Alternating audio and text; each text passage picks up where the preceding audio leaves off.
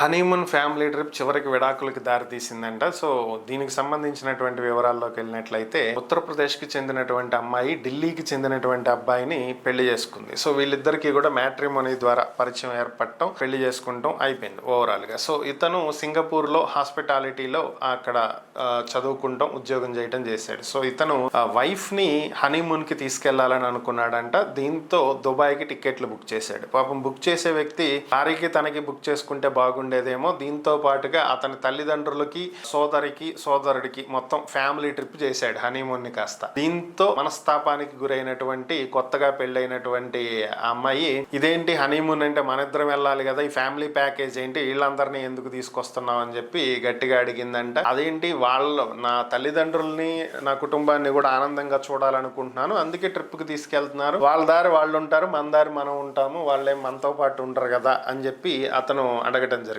దీంతో అమ్మాయి గట్టిగా లేదు ఇవన్నీ కుదరవు తూచు అని చెప్పి గట్టిగా ఇచ్చేయటం. హనీమూన్ కి వెళ్లి రిటర్న్ వచ్చిన వెంటనే విడాకులకు అప్లై చేసిందంట. దీంతో స్థానికంగా ఉన్నటువంటి కౌన్సిలర్లు వీళ్ళిద్దరిని, ఒరే మొన్నే కదరా స్వామి పెళ్ళయింది, అప్పుడే విడిపోతే ఎట్లా అని చెప్పి కౌన్సిలింగ్ ఇచ్చి కలిపేటువంటి ప్రయత్నం చేసి, ఇప్పటికి 3 కౌన్సిలింగ్లు అయినా సరే ఇద్దరు కూడా నాదే కరెక్ట్ అంటే నాదే కరెక్ట్, అవసరమైతే విడిపోతాం కానీ కాంప్రమైజ్ కాం అనే వరకు చివరికి అది విడాకుల దాకా వెళ్ళిందంట. ప్రజెంట్ 4వ కౌన్సిలింగ్ ఇవ్వబోతున్నారు. ఈసారి సెట్ అవ్వకపోతే మీ సావు మీరు సావండి, విడిపోండి అని చెప్తారంట. అది పరిస్థితి.